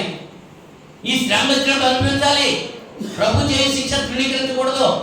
తండ్రి తన కుమారుని శిక్షించిన రీతిగా దేవుడు మనల్ని శిక్షిస్తున్నాడు. ప్రేమించిన వారిని శిక్షిస్తాడు. ఆయన బాగుపడాలని శిక్షిస్తాడు. ఎందుకు మనం శిక్షిస్తున్నాడు? తండ్రి తన కుమారుని ఎందుకు శిక్షిస్తాడు? లైన్లో ఉంటాడని, వాక్యం ద్వారా హెచ్చరిస్తున్నాడు, బతిమాలుతున్నాడు. ఎందుకని? మారు మనసు పొందుతాడని. మనిషి యొక్క స్వభావాన్ని విడిచిపెట్టి దేవుని యొక్క స్వభావాన్ని కలిగి ఉండటానికి దేవుడు మన కొరకు చేసినటువంటి ఏర్పాట్లు మనల్ని పిలిచాడు. వాక్యం ద్వారా జీవాన్ని, భక్తికి కావాల్సిన వాటిని అన్ని కూడా దయచేశాడు. అమూల్యమైన వాగ్దానాలనే మనకి ఇచ్చాడు, దేవుడు ఇచ్చాడు. రైట్. మరి మనం ఏం చేయాలి? గుర్రాన్ని నీటి దగ్గర తూలికెళ్తాం. గుర్రం ఏం చేయాలి? తాగాలి కదా. ఇప్పుడు కాకేసి బలవంతంగా కూర్చోండి అని చెప్పి వాక్యం చెప్తున్నాం. వాక్యం చెప్పినప్పుడు ఏం చేయాలి? వినాలి. వింటానికి మనసున్న వాళ్ళు ఆ చెవులు నిక్కబెట్టుకుని వింటారు. వినాలన్నట్టు ఆశ్చర్యాలు కళ్ళు మూసుకుని నిద్ర. అంతే కదా. వాక్యం చెప్తున్నాం. వాక్యం చెప్పేటప్పుడు ఏం చేయాలి? కొంతమంది సుత్తేసుకుంటారు, పక్కడితో మాట్లాడుతూ ఉంటారు. కొంతమంది సెల్ ఫోన్ తట్టుకుని తయారవుతారు. కొంతమంది అటు ఇటు వెళ్తూ ఉంటారు. రకరకాల వ్యక్తులు. వినాలనే మనసు ఉండాలి కదా. అసలు మనం ఏం చేయాలి? చెప్పబడుతుంది వాక్యం. ఆయన తప్పేం లేదు, ఆయన చెప్పేస్తున్నాడు వాక్యం. మరి వినాలి కదా. ఆ దేవస్వభావం సంపాదించుకోవడానికి మనం చేయాల్సిన పని ఏంటంటే, పేతురు 2వ పత్రిక, పేతురు 2వ పత్రిక 1వ అధ్యాయం 4వ వచనం నుంచి చదువుతున్నాను చూడండి. ఆ మహిమ గుణాతిశయం బట్టి ఆయన మనకు అమూల్యమైన అత్యధికమైన వాగ్దానములను అనుగ్రహించున్నాడు. దురాశను అనుసరించడం వలన లోకమందున భ్రష్టత్వము ఈ వాగ్దానముల మూలంగా మీరు తప్పించుకొని దేవస్వభావం పారివారున్నట్లు వాటిని అనుగ్రహించాడు. ఏమనుగ్రహించాడు ఆయన? ఏమనుగ్రహించాడు? ఆ హేతువు చేతనే మీ మట్టుకు మీరు పూర్ణ జాగ్రత్త కలవారై మీ విశ్వాసమునందు సద్గుణము, సద్గుణమునందు జ్ఞానము, జ్ఞానమునందు ఆశానిగ్రహము, ఆశానిగ్రహమునందు సహనము, సహనమునందు భక్తి, భక్తి యందు సహోదర ప్రేమ, సహోదర ప్రేమ యందు దయ, అమర్చుకొనుడి. ఎన్ని ఇచ్చినామక్కడ? 8 ఉన్నాయి లెక్కెట్టుకుంటే. దేవుడు మనం చేయాల్సింది ఏంటో చెబుతున్నాడ. 8 లక్షణాలు కలిగి ఉండాలి. దేవుడు మనకిచ్చాడు. ఆయన స్వభావాన్ని మనం పొందడానికి ఆయన మనల్ని పిలిచాడు. మన జీవానికి భక్తికి కావాల్సిన వాటిని దయచేశాడు. అమూల్యమైన వాగ్దానాలని మనకి ఇచ్చాడు. మరి మనం ఏం చేయాలంటే ఈ 8 లక్షణాలు కలిగి జీవించాలి. ఏమిటి 8 లక్షణాలు? ఒకటి విశ్వాసం. హెబ్రీ పత్రిక 11వ అధ్యాయము 1వ వచనంలో, హెబ్రీ పత్రిక 11వ అధ్యాయము 1వ వచనంలో, విశ్వాసం ఉన్నది నిరీక్షింపబడి వాటి నిజస్వరూపమును అదృశ్యమైనవి ఉన్నవంతకు రుజువై ఉన్నది. విశ్వాసం ఉందా? విశ్వాసం. నీకు విశ్వాసం ఉంటే దేవుని ఎడల నువ్వు ముహూర్తాలు ఎక్కించుకోవడం దగ్గరికి వెళ్ళవు. పెళ్లి చేయాలి పిల్లలకి, పంతులు గారి దగ్గరికి వెళ్ళి మొత్తం ఎక్కించి రావాలి. ఆ కాగితం మీద రాసేసి పసుపు పట్టించి 4 పక్కలనే ఈడేమో ప్రేమ కట్టేసుకుని ఆనందించుకోవాలి. దేవుని మీదే ఉండాలి విశ్వాసం. ఏముండాలి? నువ్వు కలిగి ఉండాలి విశ్వాసం. దేవుడు చేయగలడు, దేవుడు సర్వశక్తి సంపన్నుడు, సర్వోన్నతుడు, సర్వాంతర్యామి అని నువ్వు విశ్వసించాలి. దేవుడికి చేయగలడు అనేటువంటి నమ్మకం వేరు, విశ్వాసం వేరు. మళ్ళీ ఒకసారి ఒక తండ్రి యేసుప్రభు దగ్గర తన కొడుకుని తీసుకొచ్చాడు. వాడు చాంద్రరోగం కలిగిన వాడు, మోసపోతున్నమాట. అగ్నిలోనో నీటిలోనో పడిపోతున్నాడు. వాడిని తీసుకెళ్ళి యేసుప్రభు శిష్యుల దగ్గర తీసుకెళ్ళాడు. వాళ్ళు ఏం తీయలేకపోయారు. అప్పుడు మళ్ళీ యేసుప్రభు దగ్గర తీసుకొచ్చాడు. అయ్యా, నా కొడుకు ఇది ఉన్న వ్యాధిది, మీ శిష్యుల దగ్గర తీసుకెళ్ళాను, వాళ్ళ వల్ల ఏం అవ్వలేదు, నీ వల్ల ఏదైనా అయితే నా కొడుకుని బాగు చేయ అన్నాడు. అప్పుడు యేసుప్రభు అన్నాడు, ఇది నేను చేస్తానని నమ్ముతున్నావా అన్నాడు. నమ్ము వారికి ప్రతి నమ్ముడు నీ వల్ల అయితే నమ్మాలని సమస్తము. నీకు పని అవ్వట్లేదంటే నువ్వు నమ్మకం లేదన్నమాట. నువ్వు దేవుడు నాకు స్వస్థపరిచాడని ధైర్యంగా ఉంటావు, దేవుడు స్వస్థపరుస్తాడు. లేదు నువ్వేమనుకుంటున్నావు, అబ్బే ఇస్తాడంటే దేవుడు అంటే అలాగే ఉంటున్నావు. ఎంతకాలం వెళ్ళినా అంతే సంగతం. స్వస్థత రావట్లేదు. స్వస్థత రావాలని ఏం చేయాలి?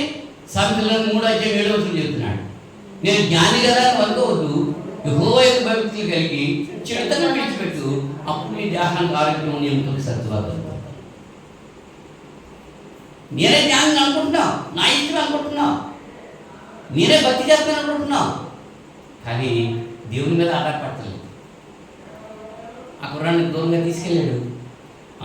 ఎప్పత్తా అన్నాడు యేసుప్రభు, తెరవబడ్డాడు. వాడు మూగోడు, చెవిటోడు, బాగుపడ్డాడు. నమ్మాడు కాబట్టి, నేను నమ్ముతున్నాను ప్రభు, అపనమ్మిక రాకుండా నువ్వే సహాయం చేయమని అడిగాడు. అది కూడా చేయాల్సింది ఎవరో? ఆయనే చేయాలి. నమ్ముడిని వాళ్ళైతే నమ్మడానికి అంటే విశ్వాసం ఉండాలన్నమాట. విశ్వాసం లేదు దుష్టతరము వారు అంటున్నాడు యేసుప్రభు. సూచిక్రియలు అడుగుతున్నారు వీళ్ళ, విశ్వాసం లేదు. ఇవాళ ఈ రాత్రి సమయంలో విశ్వాసం కలిగి ఉన్నామా లేదా? ఎవరి మట్టి వాడే ఆలోచన కలిగి ఉన్నారు. రెండోది ఏంటంటే సద్గుణం. సద్గుణం అంటే మంచి స్వభావం. మనం చేసే పని అది మంచిదో చెడ్డదో మనకు తెలిసే చేస్తున్నాం. అంచేత ఎరిగి చెడిపోతే మనసా ఇక నీ దిక్కెవరన్నాడు. తెలుసు ఇది మంచిది కాదు, ఇది చేయకూడదు అని తెలిసి చేసేస్తున్నాం. ఆదివారం ప్రారంభ ముందే రావాలని తెలుసు, అక్కడ పని ఎక్కడైపోద్దో, ఇది ఏమైపోద్దో అని వెళ్ళిపోతాను. ఏం చేస్తున్నావు? దేవుని కంటే దాన్ని ఎక్కువగా ఎంచుకుంటున్నావు. అంటే దేవుని మీద విశ్వాసం ఉందా? లోకం మీద విశ్వాసం ఉందా? మంచి స్వభావం కలిగి ఉన్నావా? మూడోది అంటే జ్ఞానం కలిగి ఉండాలి. జ్ఞానం అంటే మనం కొన్ని పనులు పిల్లలు చేసినప్పుడు ఎలా జ్ఞానం లేకుండా చేసేవేంటి అంటాం. అది నీకు బుద్ధి ఉందా? నీకు జ్ఞానం ఉందా అంటావా? ఏ జ్ఞానం కావాలి? ఇలా ఈ జ్ఞానం గురించి మళ్ళీ 2 రకాలైన జ్ఞానం ఉంది అనేటువంటి యాకోబు పత్రిక 3వ అధ్యాయంలో 17వ వచనం నుంచి చూస్తే,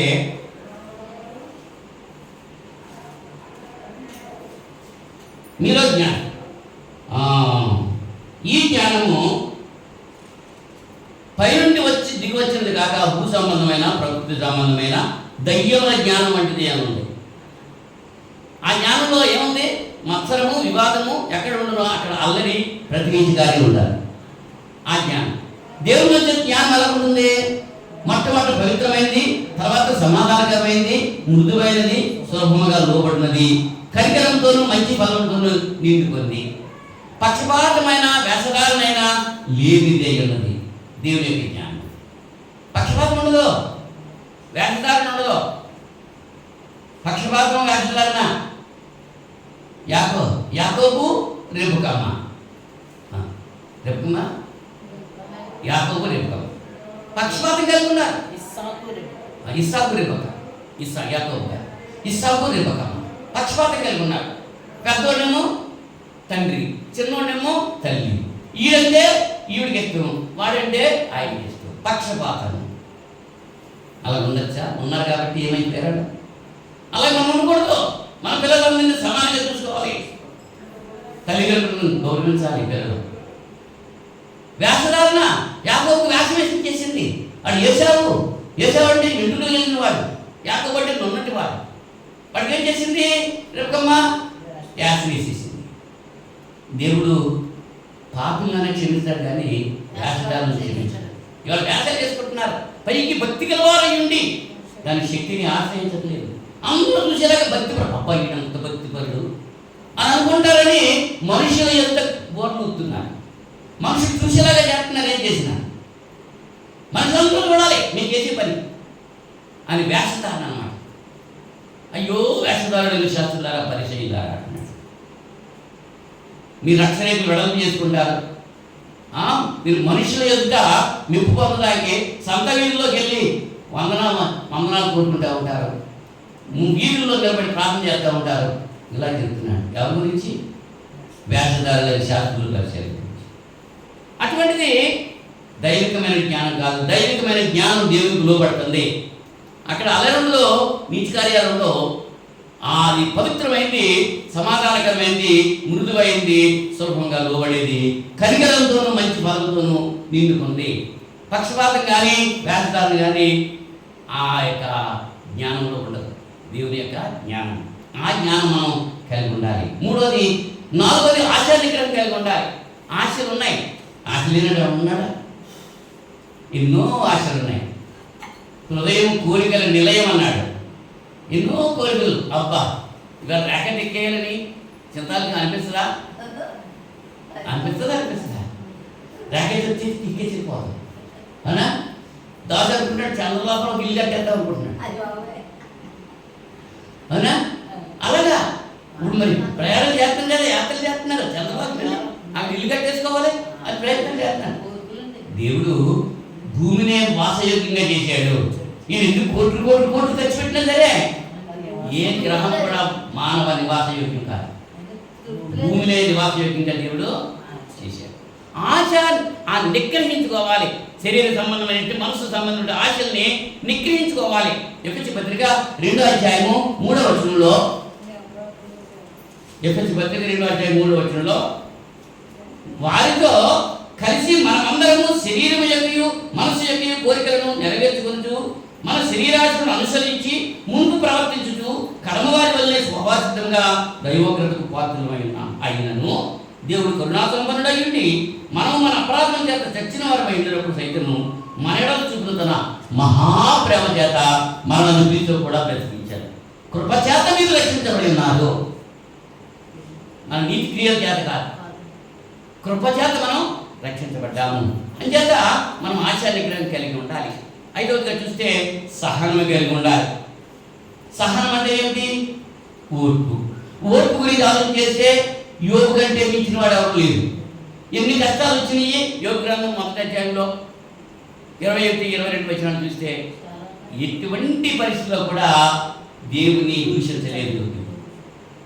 ఏమంటున్నాడు? దేవుడు ఇచ్చాడు, దేవుడు తీసుకున్నాడు, దేవుడు నామానికే మహిమ అన్నాడు. రోమపత్రిక 5వ అధ్యాయము 3వ వచనంలో, అంతేకాదు శ్రమ ఓర్పును, ఓర్పు పరీక్షను, పరీక్ష నిరీక్షణను కలుగజేయను ఎరిగి శ్రమల యందు అతిశయపడదాం. శ్రమల యందు అతిశయపడాలి.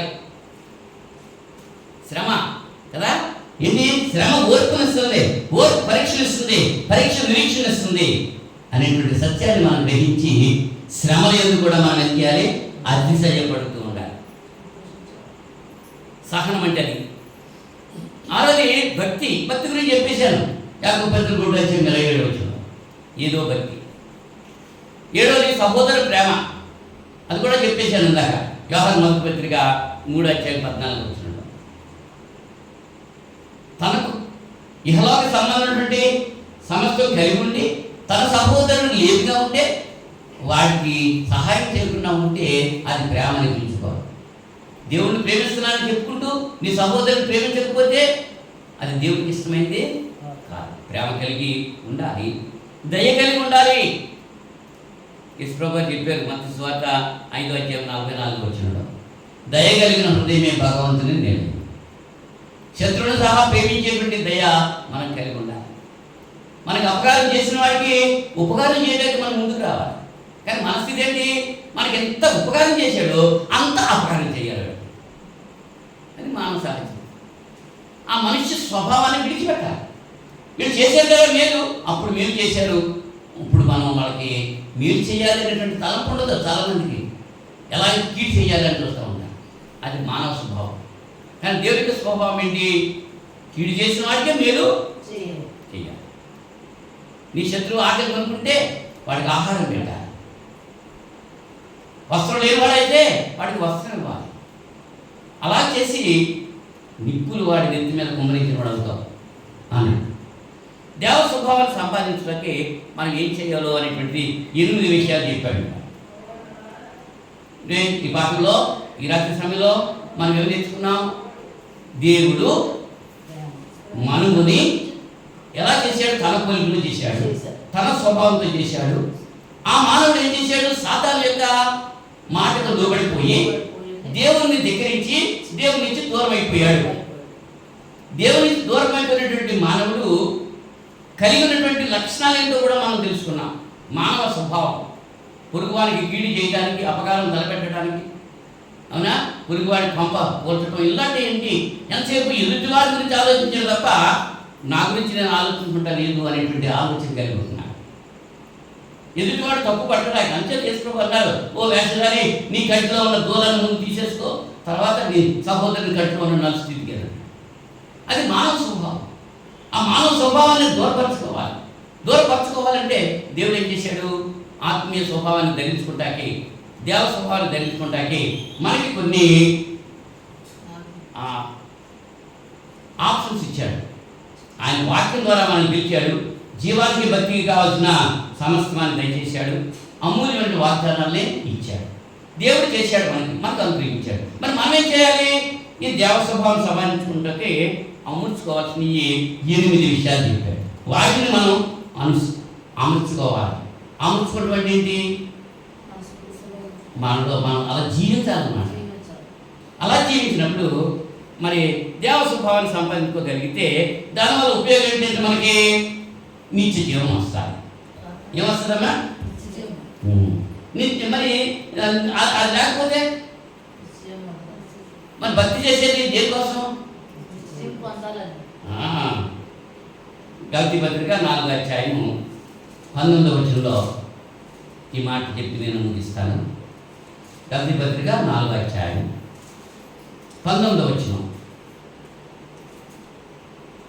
నా పిల్లలారా, క్రీస్తు స్వరూపము మీ యందు ఏర్పడే వరకు మీ విషయమే మరలా నాకు ప్రసవేదన కలుగుతున్నది. నా పిల్లలారని చెప్పి పిలుస్తున్నాడు గలతీ సంఘాన్ని. క్రీస్తు స్వరూపము మీ యందు ఏర్పడే వరకు, ఒకప్పుడు ఉంది, అప్పుడు పోగొట్టుకున్నాను. గలతీ పత్రికలో అదే చెప్తున్నాడు. 1:8 ఏమంటున్నాడు? మేము మీకు ప్రకటించిన సువార్త కాక మరొక సువార్తను మేమైనా పరలోకం నుంచి వచ్చిన ఒక దూత అయినను మీకు ప్రకటించిన అతను శాపగ్రస్తులో ఉండాలి. ఆ రోజుల్లో క్రీస్తు కృపను బట్టి మిమ్మల్ని పిలిచే వాళ్ళని విడిచి భిన్నమైన సువార్త దగ్గర మీరు త్వరగా తిరిగిపోవడం చూడగా నాకు ఆశ్చర్యం అవుతుంది. అది మరి యొక్క సువార్త కాదు, కానీ క్రీస్తు సువార్తను జరుపుకొని మిమ్మల్ని కలవరపరచేవారు కొందరు ఉన్నారు. కనుక మానవ స్వభావంలోకి వచ్చేసారు మానవుడు. మానవ స్వభావం వచ్చిన మానవుడిని దేవ స్వభావంలో తీసుకురావడానికి దేవుడు మనకి ఏర్పాటు చేశారు. ఆ ఏర్పాటును మనం అనిపించుకుంటూ వాటిని ఉపయోగించుకుంటూ మనం చేయాల్సినటువంటి మనం అమర్చుకోవాల్సినటువంటి 8 లక్షలలో అమర్చుకుంటే అప్పుడు మనం నిత్యజీవం పొందడానికి అవకాశం. అదేమి లేకుండా నిత్యజీవం పొందేస్తామా? క్రీస్తు చేసుకున్న వారికి ఏ శిక్ష విధి లేదు. క్రీస్తులో ఉంటే క్రీస్తు యొక్క మనసు కలిగి మనం జీవించాలి. క్రీస్తు చేసి కలిగిన ఈ మనసు మీరును కలిగి ఉండండి. ఆ మనసు కలిగి ఉంటేనే ఆయన నిత్య జీవనంలోకి మనకి ఎంట్రన్స్ ఇస్తాడు. అది లేదనుకో నువ్వు వెళ్ళిపో. అక్కడికి ధర్మకి వెళ్ళాడు, అక్కడికి వెళ్ళిపో. ధర్మకి లేని చోటుకి వెళ్ళాలా, లాభం ఉన్న చోటుకి వెళ్ళాలా? ఆలోచన చేసుకుంటూ ప్రార్థన చేసుకుందాం. దేవుడు కొద్ది మాటలు దీవించుకుంటా. మహోన్నతుడా, పరిశుద్ధుడా, శాశ్వతమైన ప్రేమతో మమ్మల్ని ప్రేమిస్తున్నట్టు మా కన్న తండ్రి, మీ పరిశుద్ధమైన నామానికి స్తుతులు స్తోత్రాలు సమర్పణ చేసుకుంటున్నాం. నాయన, మీరు మమ్మల్ని ఎందుకు నిర్మించారో మీ స్వభావం ఇచ్చి నిర్మించారు. సాతాను యొక్క మాటలు లోనైపోయి మీ దగ్గర ఉండటం నాయన మరి భాగ్యమని ఎంచుకోలేదు. కానీ నా తండ్రి నాయన, మిమ్మల్ని విడిచి దూరంగా వెళ్ళిపోయినటువంటి మానవుడు మానవ స్వభావం ధరించుకున్నాడు. ఆ మానవ స్వభావం ధరించుకున్న మానవుడిని మళ్ళా మీ దగ్గరికి పిలవడానికి, దేవ స్వభావం ధరించడానికి మీరు కొన్ని మేలులు చేశారు. వాటిని మేము ఉపయోగించుకోవాలి. అలా ఉపయోగించుకోవడానికి 8 కార్యక్రమాలు మేము చేయాలి. ఆ కార్యక్రమాలు చేస్తూ మేము నిత్యజీవం పొందడానికి యోగ్యత కలిగిన వారిగా మేము ఉండటానికి మీరు కృప చూపమని ఈ రాత్రి సభలో వాక్యం ద్వారా మీరు ఇచ్చిన హెచ్చరిక మేము విన్నాం. నన్ను నేను హెచ్చరిక చేసుకుంటూ బిడ్డలు హెచ్చరిస్తూ నా ప్రభుత్వమైనా చేసినటువంటి ఈ యొక్క ఉపన్యాసాన్ని లేక ఈ యొక్క బోధను మీరు అంగీకరించి ఆశీర్వదించండి. నా తండ్రి, మనుషులు మెప్పు కొరకు నేను చేయలేదు, మీరు మెచ్చుకునేలాగానే చేశాను అని ఆలోచన చేసుకుంటున్నాను. కనుక నాయన, మనుషులు మెచ్చుకున్నా గుచ్చుకున్నా అది నాకు సంబంధం ఏమీ లేదు. మీరు మెచ్చుకోవాలి. మీ ఎదుట నేను యోగ్యులుగా ఉండాలి. మా జీవితాలు యోగ్యమైన రీతిగా ఉండాలి. అలాగా ఉండడానికి ఈ లోకంతో పొత్తు విడిచిపెట్టాలి. మేము అటువంటి స్థితి వాక్యం విన్నటువంటి ప్రతి ఒక్కరు కూడా కలిగి ఉండాలని అందరి కొరకు ప్రార్థన చేస్తూ, గతించిన శుక్రవారం ఇంత మర్యాదను మీరు కాపాడిన రీతిగా రానైనటువంటి వారు కూడా కాపాడి, మీ చిత్తమైతే మరి శుక్రవారం మేము కలిసి మిమ్మల్ని స్తుతించి గణపరిచి మీ వాక్యం ధ్యానించినట్టు సహాయం చేయమని యేసుక్రీస్తు వారి పరిశుద్ధ నామములో ఈ ప్రార్థన వేడుకుంటున్నాను తండ్రి. ఆమేన్. అందరికీ వందనాలు.